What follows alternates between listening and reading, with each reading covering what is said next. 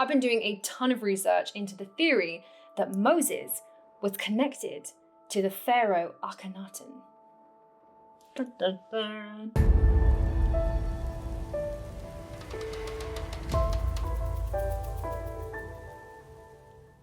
I am so interested in the idea that ancient texts, ancient religions, the origin stories for them, how connected are they? Do people reuse, retell, adapt, change, absorb? Where does tradition and religion come from? It all has to come from something and someone. I do truly believe that every ancient myth, story, legend, there is based in a kernel of truth. There was a historical human that would have inspired that, and I'm fascinated by it. So when I saw this, I was like, oh my God, I have to look into this. What if the ancient patriarch of Moses was actually hiding in Egyptian history?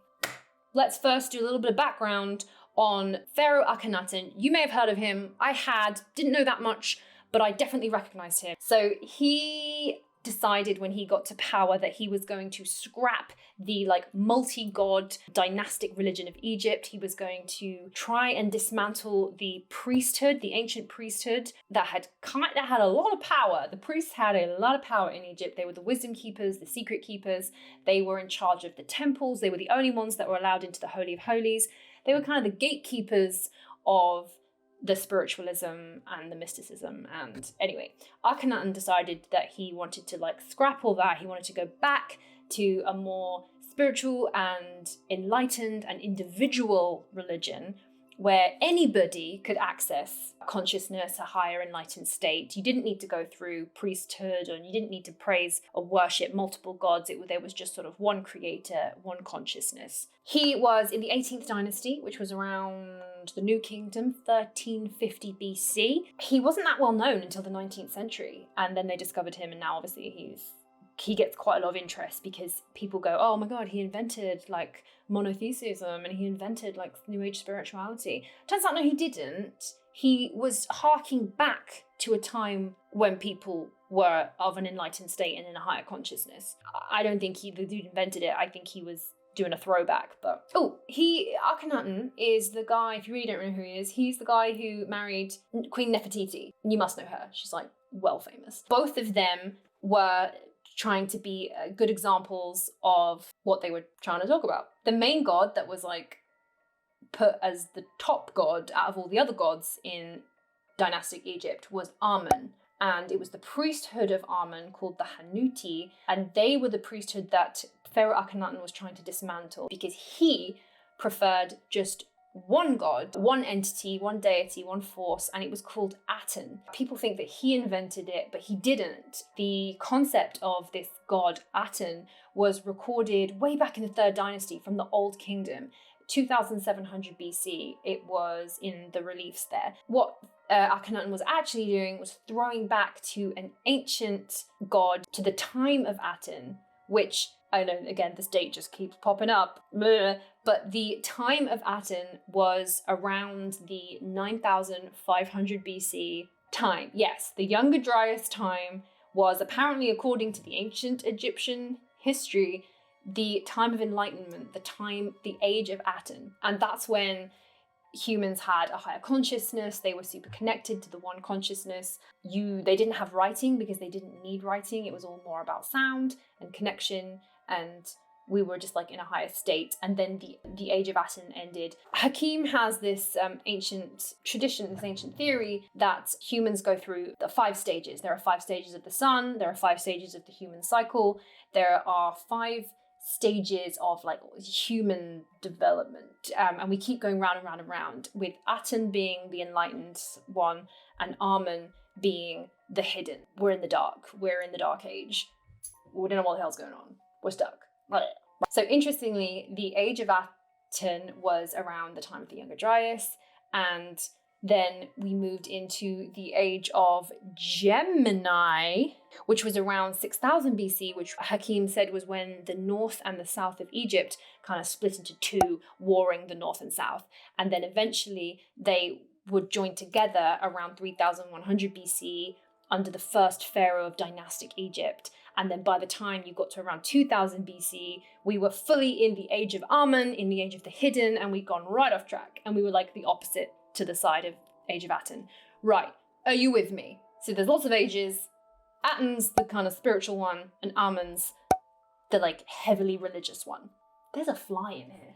Also, one cool thing I just wanted to add in here about Pharaoh Akhenaten, was trying to like dismantle what was going on, but he didn't do it with like horrific force or violence. Like there is no recordings of him torturing, maiming, killing, forcing anyone to do this enlightened path. He was trying to change the whole thing, but he didn't do it in the way that most other religions in history have, like, you know, all the wars and the crusades and stuff. Like, he didn't kill and punish people for not believing in what he believed in. He wanted to lead by example rather than, like, violence. How, you say? How is Moses connected to Akhenaten, and what is all that about? We're getting there, I promise, we're getting there. You just got to learn a little bit about the kind of family tree of Akhenaten to understand where all of the ancient teachings possibly could have come from, and then we can see where Moses comes into it. So, are you ready for the family tree of Akhenaten? So we've got Akhenaten, who originally, that wasn't his name. His name was Amenhotep the Fourth, technically, but when he became pharaoh, he changed his name to Akhenaten. So you've got Amenhotep, get it? Amen, from the god that was being praised before. And then he changed it to Akhenaten to be like for his god. That was his enlightened name. So his dad was Amenhotep the Third. So Amenhotep the Third married a woman called Tai or Tayi. And she was rumored to have Asiatic roots and Semitic heritage. So she was like not indigenously from there. And she was the one that's attributed for teaching a lot of the things like the stages of the sun and the whole kind of ethos of what he believed in, the Enlightenment and whatnot and what forth came from his mum, Tai.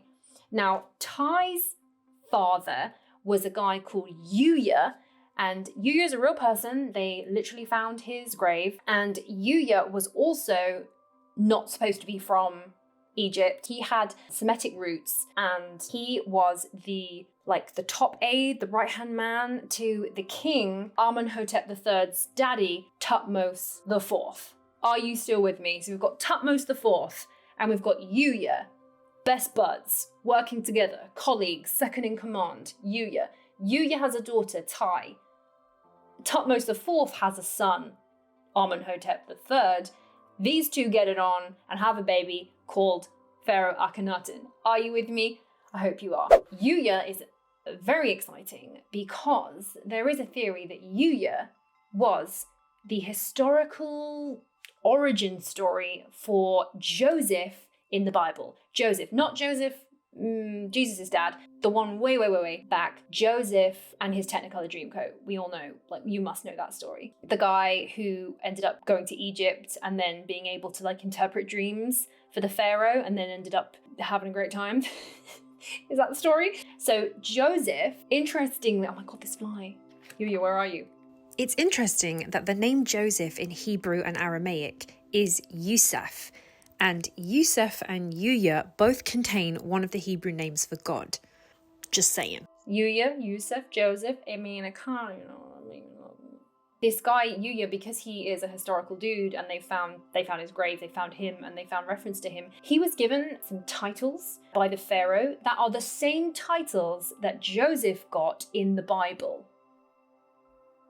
Thutmose IV, which was the pharaoh that YUYA/Joseph was working with, best buds. Thutmose IV was the only pharaoh that we have any record of being interested in dreams and translating dreams, because Thutmose IV was the dude to do with the stela in between, the dream stela in between the pinks of the Sphinx, the paws of the Sphinx. It was all about this guy, dude, Thutmose IV, saying that if he had this crazy, like, off his head dream, saying if he cleared the sands away from the Sphinx, then he was gonna, like, become pharaoh or something. Anyway, regardless of that, the point is, Thutmose IV was the dude about dreams. So it makes sense that YUYA was working for the dude that liked to talk about dreams. I mean, there's a theme here, people. I've lost my train of thought. That fly is really annoying me. So YUYA might possibly be the patriarch Joseph. A little sidestep, there was another guy called Amenhotep, but not Amenhotep Akhenaten's daddy, Amenhotep, son of Hapi, and he was in Tutmos IV's court. So he was around the time that this YUYA guy was. And so in Tutmos IV's court, there was Amenhotep, the son of Hapi. I think he was a very important person. He obviously was. They made 2 statues to him. But he is sat in a very unusual way. When you see these statues, you immediately think, oh, he's Asian. Like, he looks like a Tibetan monk. The very, very Asian style seated stance. So there is a theory that Amenhotep, son of Hapi, was an old respected sage. He was a wise leader and he came from an Asiatic background. So this dude was bringing that kind of like Far Eastern stuff. Now, why is that important? Because in the Khemitian history, there were 42 tribes of like ancient indigenous Khemitian people. In their tradition, some of those tribes broke off and traveled to the Far East, set up places over there to live, and therefore anybody from the Far East traveling back and would therefore be bringing back a mixture of traditions from the Far East, but also possibly original cultural, religious elements from original khemit, which makes sense. If Akhenaten was harking back to a time from thousands and thousands of years before, following this god Aten, it also makes sense that a lot of his spiritual enlightened teachings could have come from the Far East, but they're saying also came from original khemit. Are you with me? Does that make sense? If you're still with me on this one, well done, because this is like... He is also quite famous because you will probably have recognized his statue, because every statue that he commissioned his priests to make, he said, make it in my image, but all my flaws and stuff, like don't make me look like a Superman. All the other Egyptian pharaohs kind of look like carbon copies of this like buff action hero with like a face that doesn't really look like it has any emotion. So Akhenaten's likeliness was very unusual. It had his flaws. He has a belly. He's got like man boobs. He's got like big hips. He's kind of, he does look kind of part mixed race Asiatic. He's got the long extended head. That what happened was he said to the priest said, you know what, go for it, go for his flaws. And they were so excited by the commission without having the restriction that they went hard and they went ham and they kind of went overboard, and he looks like a cartoon. People go at him saying he had a genetic condition or he was impotent. He had 6 daughters. That dude wasn't impotent. So what happened in a nutshell with Akhenaten is that at the end of his reign, what he tried to achieve and the big thing that he tried to change didn't basically happen. And after he died, his successor, Tutankhamun, and all the other Egyptian pharaohs tried to erase it. They did a smear campaign. They tried to erase his name, smash his statues. They brought back the old priesthood for the Amen. They brought back all the old gods, mummification. Oh yeah, they took away mummification. Akhenaten was like, you don't need all that shit, dude. You're just, at one with the world and stuff. There was like a complete reverse Uno after that time period, which is a shame, because I think there's a lot of positives that he was trying to implement. Where am I? Brain freeze. It's so hot. It is so hot in here. Right, now we're getting to Moses. Let's just get into the Moses bit here, because that's what you wanted to see. They found a tomb belonging to a right-hand man, like a prime minister, as it were, called RAMOSE. And RAMOSE, they found the tomb to this guy full of it was ready with reliefs. However, they didn't find the body. Theory is that maybe this RAMOSE dude didn't get buried in Egypt. He was being prepared for burial there, but he didn't actually die there. He was like the right-hand man. He was also known as the fan bearer and the ear of the king. The running theory is that this RAMOSE dude, and Mos in the Greek is Moses, so Ramos, Moses, it's a very similar name. In the relief, in Ramos's tomb, there is a relief depicting 12 tribes, which Hakim said traditionally those 12 tribes, like I said before, in ancient Khemit, there were 42 tribes. Some of those tribes went off to the Far East in Asia. 12 of those tribes broke off from ancient Khemit and became the 12 tribes of Israel. That is what their indigenous historical story says. And the 12 tribes of Israel happen to be in Ramose, this close confidant of Pharaoh Akhenaten. At the end of Akhenaten's reign, or towards the end of the reign when it all wasn't going very well, or after he died, Ramose left Egypt with the Atenists, with the people who wanted to still have this one God religion, and left because they didn't want to stay and go back to the ways of Amen. And so those people who left, the Atenists, became later the 12 tribes of Israel. Now you're like, but didn't they have to be Hebrew? Well, again, Hakim is saying that he believes ancient people, the Hebrews, were from ancient Khemit, that they have ancient African origins, and that these Hebrew people were from there originally. At the Ramesseum, there is a relief there that depicts this like big fight between the Amen supporters and the Aten supporters, and it shows a huge like sea battle between them, and it shows that the Atenites were defeated by the Amen dudes. Basically, it is a complete ending reversal of the Exodus story. In the Bible Exodus story, the Hebrews get out of Egypt, they cross the sea, Moses parts the sea, and then the Pharaoh and all the Egyptians come, and then the sea comes back, and then they get destroyed in the sea, and they all are drowning and stuff. This was like propaganda to... They did the smear campaign against Akhenaten, and they trashed his name and they trashed his face. It makes sense that they would also rewrite history and be like, yeah, we won in the battle against the Atenites because we're the best. Like, that happens all the time in history. So this is like a kind of possible propaganda story relief showing the opposite to what the Exodus Bible story says. Interesting. So then the theory is that these Atenites then went out and were like nomadic because they didn't have a home anymore, and they went out and then they would come across tribes from Canaanite tribes from Canaan and the Midianites and all of the other ones, and they kind of got absorbed and they became the Israelites, and they became the followers of El, the servants of El, which is what Israel means, followers of El.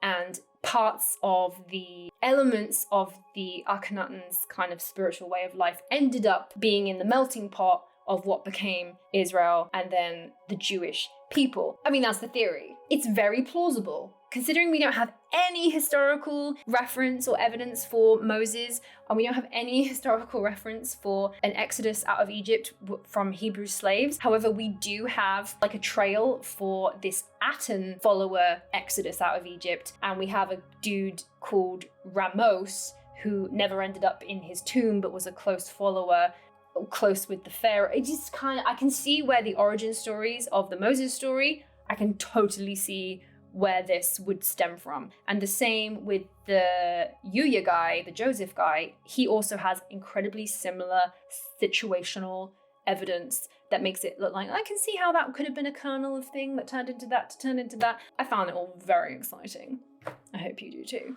One last thing about the dates, there's one stele called the Israel stele in ancient Egypt. It's the only place where Israel is mentioned, and they mention Israel as not just a place, but a people. The stele was dated to about 100 years after the Akhenaten time frame, which would mean that it took about 100 years from the Aten followers to go out, to move around, to become this like place and people. So what do you think? Do you think it's possible that the Jewish patriarch Joseph was actually YUYA? Do you think that Moses could have been RAMOSE and he led an exodus of Akhenaten followers out of Egypt, and that became one of the kernels of truth for the Exodus in the Bible? I don't know, I need to do more research, but it tickled my fancy and I found it very intriguing. And I mean, thank you so much for watching. If you enjoyed this, please give it a little like, sneaky comment or something, because it just really helps me. It's a free way that you can help support Love You. Oh, a little bit of housekeeping. A couple of spaces have opened up in our tour of Egypt coming up in September. So I'm going to put the link to the tour website down below if you want to join. Maybe the universe has just opened up this little opportunity for you. I will see you guys in the next video. Happy hunting. I need to go have a drink because, wow, the fly's gone. Okay, bye-bye.